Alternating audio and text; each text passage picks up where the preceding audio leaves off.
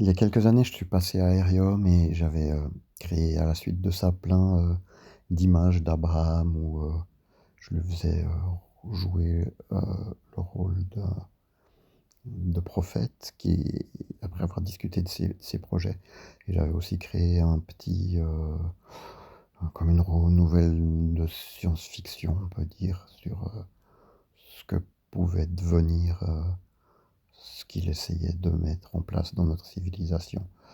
Voilà, j'étais un peu obligé de mettre un petit mot d'introduction avant de vous passer le document qui suit. J'en avais, discuté avec lui à l'époque, je l'avais envoyé et puis on avait décidé que de pas publier ça.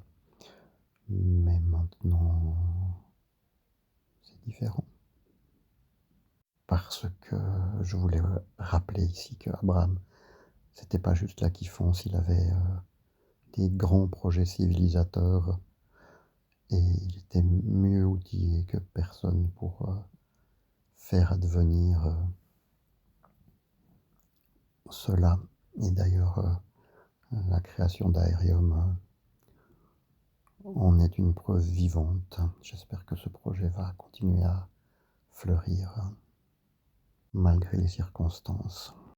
Je suis passé dans beaucoup d'écolieux et Aerium, sa réalisation était le plus abouti des projets qu'il m'ait été donné de visiter. Au milieu de ce monde en chaos, Abraham, c'était pas juste là qui fonce, c'était une vision claire de ce qui manque à l'être humain et comment le construire pour que les choses se passent bien. Pour tout ça, merci Abraham et bonne route.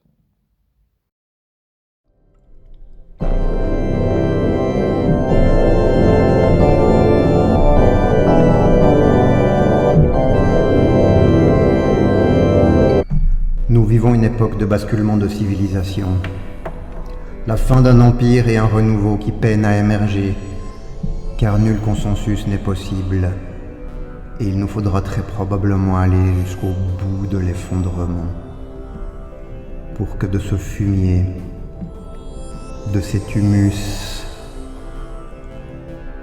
renaisse une nouvelle manière d'être et de vivre ensemble.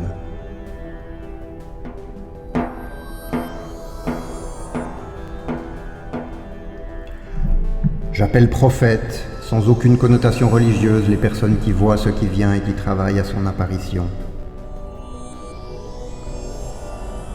Une prophétie dont j'ignore l'origine dit que l'époque n'est plus au prophète unique comme dans les anciens temps.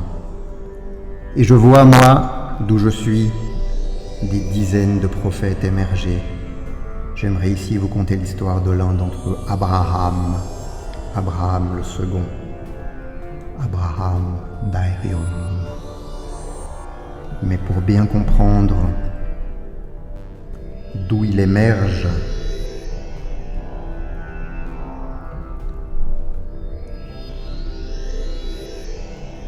il me faut remonter à l'histoire d'Abraham le premier.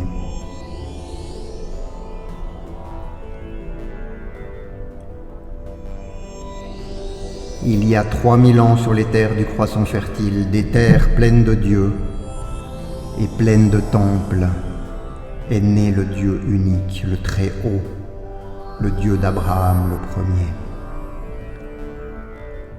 Ah, chier. Pour louer ce Dieu très grand, très haut, éternel et solennel, ce Dieu unique qui inspire le respect, l'humilité, l'impression de grandeur en face de soi, des prières graves, des prières qui élèvent l'esprit dans les limbes vers un Dieu loin du monde matériel et des corps.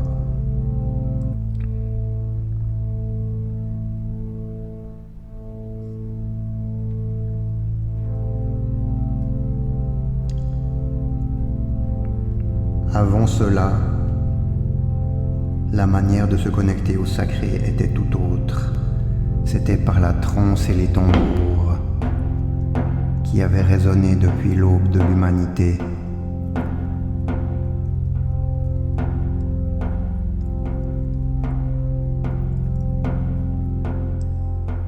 que l'on priait.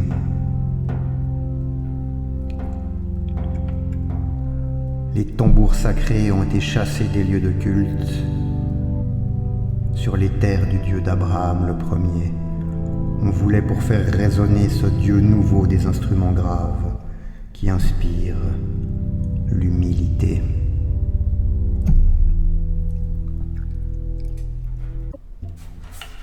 Avec le silence des tambours sacrés,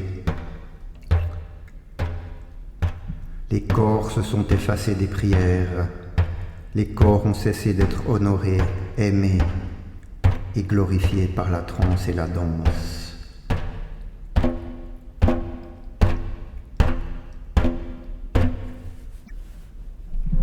Abraham le premier a quitté son pays, sa communauté et sa famille sur la promesse de son Dieu, pour s'en aller sur de nouvelles terres où il pourrait donner libre cours à sa façon de se relier au Très-Haut.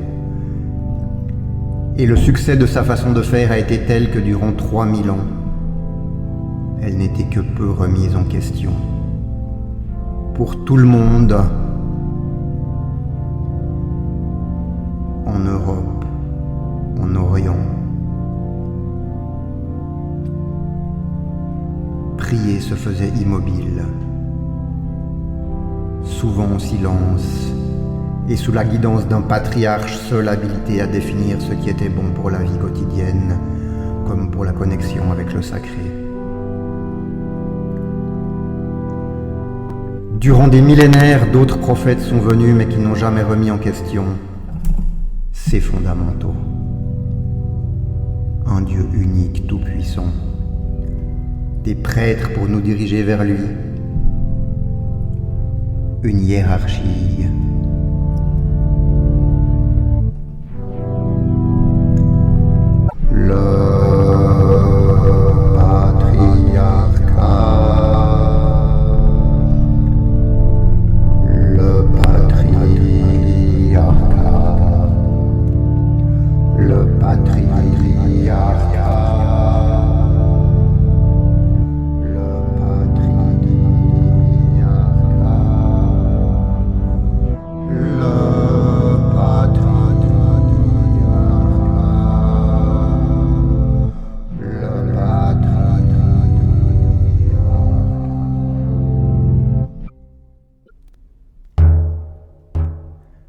Et pour que tout cela fonctionne, une impuissance personnelle, soigneusement orchestrée, l'effacement des corps et des désirs, le silence des agneaux, l'obéissance des moutons prêts à se sacrifier pour des causes qui leur échappaient, le renoncement finalement au pouvoir personnel, au pouvoir de se définir, de vibrer, de décider. Et durant tous ces milliers d'années, cette manière d'être n'a pas été remise en question. Dans les terres du croissant fertile, dans l'Occident, dans l'Orient.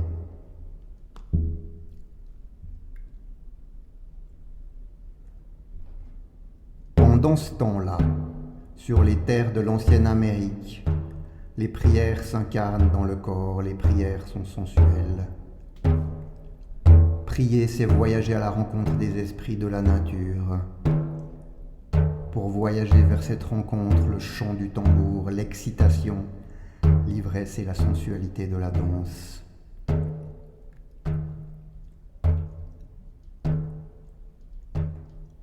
Tutoyer les étoiles, le soleil et la lune, l'esprit du colibri, du faucon et de la libellule, et chacun responsable de son pouvoir personnel et de sa connexion avec le grand esprit. Qui sait si au fond Christophe Colomb n'a pas été, à son insu, celui qui a brisé l'ancienne alliance. Peut-être que cette manière de faire a été une source d'inspiration.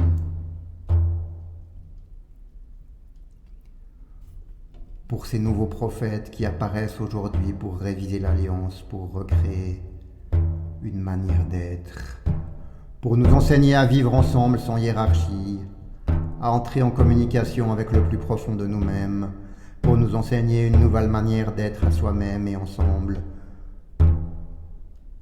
que nous pouvons pour le moment tout juste entrevoir.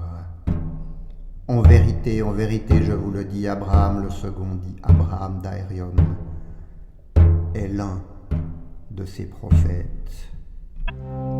On devine à peine sa trace. Peu de documents portent son nom. Aucun projet d'empire visible. Et pourtant, ce qu'il dessine, ce qu'il enseigne, ce sont de nouvelles manières de gouverner ensemble, de vivre ensemble.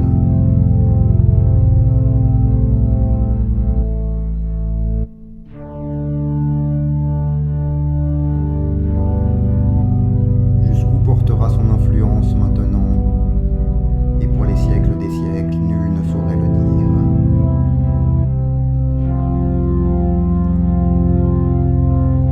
Comme les Berbères qui, face à l'islam, se sont retirés dans la montagne de l'Atlas sans combattre pour pouvoir continuer à vivre de la manière qu'ils avaient choisi, Abraham le second, qu'on appelle aussi Abraham d'Aérium, est retiré sur une montagne, tandis que dans les plaines, c'est l'Occident qui s'effondre. L'Empire capitaliste, le Royaume de France ou la Cinquième République n'en ont plus pour très longtemps. Et les gens qui vivent en son sein sont en proie à l'effroi.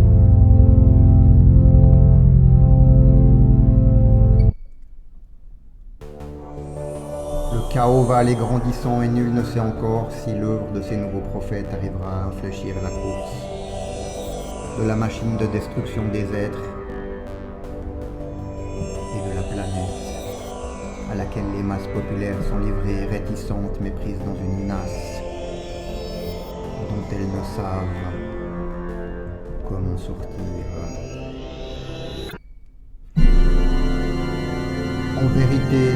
En vérité, je vous le dis, l'œuvre d'Abraham le second, dit Abraham d'Aérium, est justement une des clés qui ouvre cette nasse faite d'argent, de technologie, de conditionnement, de croyances et de mauvais gouvernement.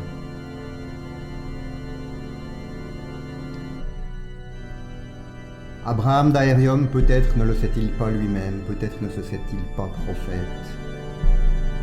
Il œuvre simplement à la transformation qu'il voit s'ouvrir devant lui. Mais qui peut savoir aujourd'hui l'impact de son œuvre dans les siècles à venir? Et moi, tel Jean-Baptiste pour Jésus, je vous dis en vérité, j'entends l'hymne lointain qui amène une nouvelle création. Et je vois certains de ses acteurs. Il n'appartient qu'à nous de regarder dans la direction de la lumière et du renouveau, plutôt que dans celle d'un effondrement que nous ne pouvons ni empêcher ni éviter.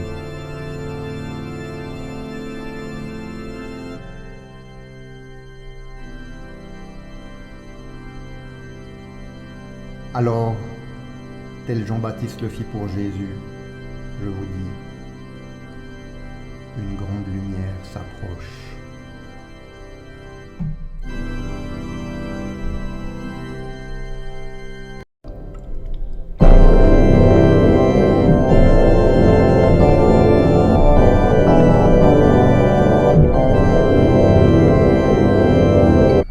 Nous vivons une époque de basculement de civilisation. La fin d'un empire et un renouveau qui peinent à émerger, car nul consensus n'est possible, et il nous faudra très probablement aller jusqu'au bout de l'effondrement, pour que de ce fumier, de cet humus, renaisse une nouvelle manière d'être et de vivre ensemble.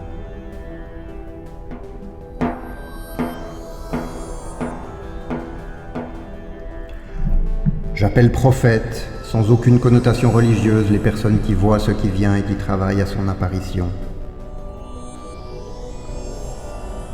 Une prophétie dont j'ignore l'origine dit que l'époque n'est plus au prophète unique comme dans les anciens temps. Et je vois, moi, d'où je suis, des dizaines de prophètes émerger. J'aimerais ici vous conter l'histoire de l'un d'entre eux, Abraham le second, Abraham d'Aérium. Mais pour bien comprendre d'où il émerge,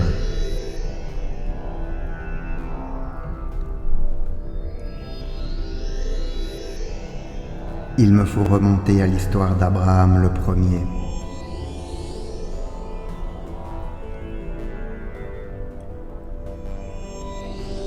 Il y a 3000 ans sur les terres du croissant fertile, des terres pleines de Dieu et pleines de temples, est né le Dieu unique, le très haut, le Dieu d'Abraham le premier. Ah, chier. Pour louer ce Dieu très grand, très haut, éternel et solennel, ce Dieu unique qui inspire le respect, l'humilité, l'impression de grandeur en face de soi, des prières graves, des prières qui élèvent l'esprit dans les limbes vers un Dieu loin du monde matériel et des corps.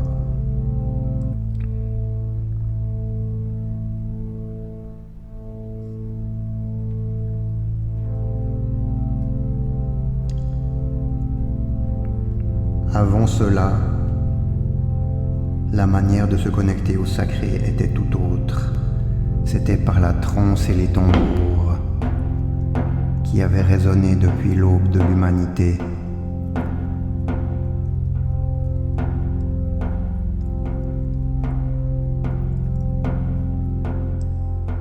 Que l'on priait.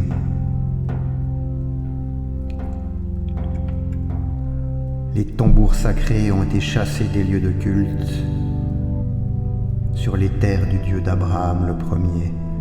On voulait pour faire résonner ce Dieu nouveau des instruments graves qui inspirent l'humilité.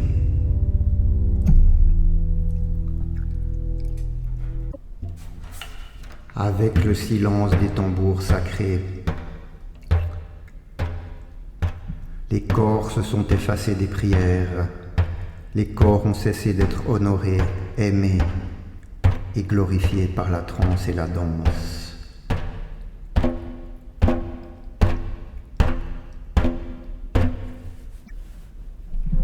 Abraham le premier a quitté son pays, sa communauté et sa famille sur la promesse de son Dieu pour s'en aller sur de nouvelles terres où il pourrait donner libre cours à sa façon de se relier au Très-Haut. Et le succès de sa façon de faire a été tel que durant 3000 ans, elle n'était que peu remise en question. Pour tout le monde, en Europe, en Orient, prier se faisait immobile, souvent en silence, et sous la guidance d'un patriarche seul habilité à définir ce qui était bon pour la vie quotidienne, comme pour la connexion avec le sacré. Durant des millénaires, d'autres prophètes sont venus mais qui n'ont jamais remis en question ces fondamentaux. Un Dieu unique, tout-puissant, des prêtres pour nous diriger vers lui, une hiérarchie.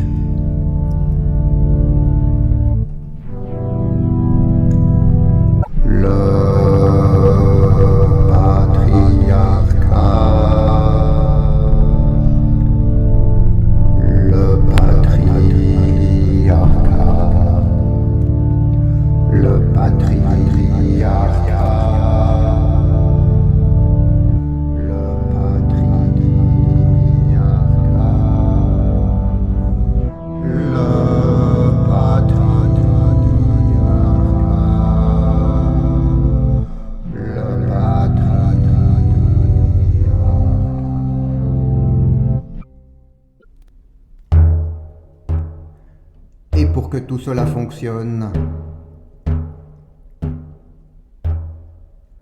une impuissance personnelle, soigneusement orchestrée, l'effacement des corps et des désirs, le silence des agneaux, l'obéissance des moutons prêts à se sacrifier pour des causes qui leur échappaient, le renoncement finalement au pouvoir personnel, au pouvoir de se définir, de vibrer, de décider. Et durant tous ces milliers d'années, cette manière d'être n'a pas été remise en question. Dans les terres du croissant fertile, dans l'Occident, dans l'Orient.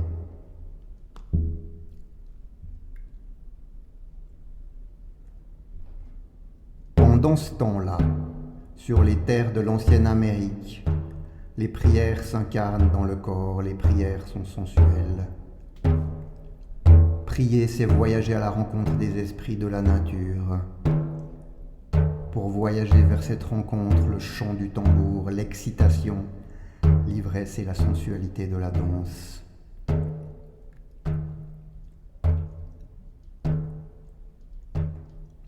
Tutoyer les étoiles, le soleil et la lune, l'esprit du colibri, du faucon et de la libellule, et chacun responsable de son pouvoir personnel et de sa connexion avec le grand esprit.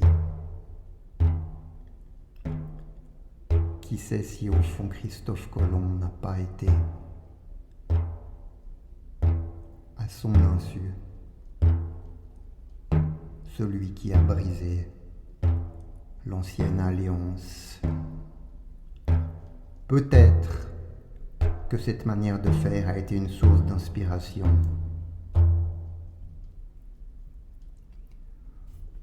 Pour ces nouveaux prophètes qui apparaissent aujourd'hui pour réviser l'alliance, pour recréer une manière d'être, pour nous enseigner à vivre ensemble sans hiérarchie, à entrer en communication avec le plus profond de nous-mêmes, pour nous enseigner une nouvelle manière d'être à soi-même et ensemble, que nous pouvons pour le moment tout juste entrevoir. En vérité, je vous le dis, Abraham le second, dit Abraham d'Aérium, est l'un de ces prophètes. On devine à peine sa trace. Peu de documents portent son nom. Aucun projet d'empire visible. Et pourtant, ce qu'il dessine,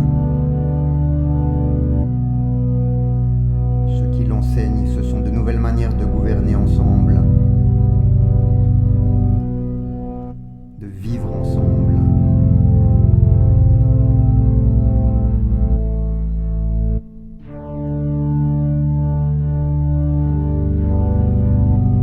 Jusqu'où portera son influence maintenant, et pour les siècles des siècles, nul ne saurait le dire.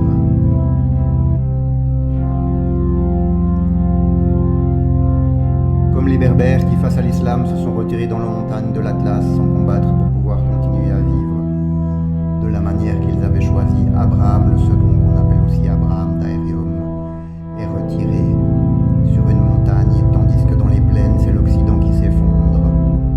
L'empire capitaliste, le royaume de France ou la 5e République n'en ont plus pour très longtemps. Et les gens qui vivent en son sein sont en proie à l'effroi.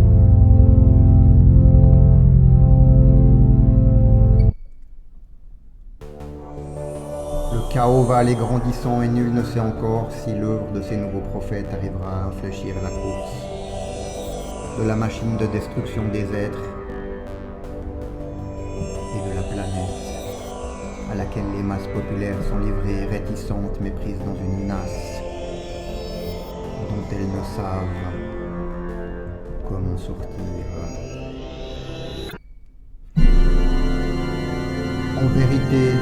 En vérité, je vous le dis, l'œuvre d'Abraham le second, dit Abraham d'Aérium, est justement une des clés qui ouvre cette nasse faite d'argent, de technologie, de conditionnement, de croyances et de mauvais gouvernement.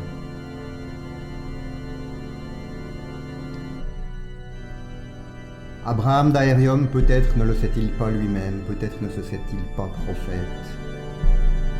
Il œuvre simplement à la transformation qu'il voit s'ouvrir devant lui. Mais qui peut savoir aujourd'hui l'impact de son œuvre dans les siècles à venir? Et moi, tel Jean-Baptiste pour Jésus, je vous dis en vérité, j'entends l'hymne lointain qui amène une nouvelle création. Et je vois certains de ses acteurs. Il n'appartient qu'à nous de regarder dans la direction de la lumière et du renouveau, plutôt que dans celle d'un effondrement que nous ne pouvons ni empêcher ni éviter.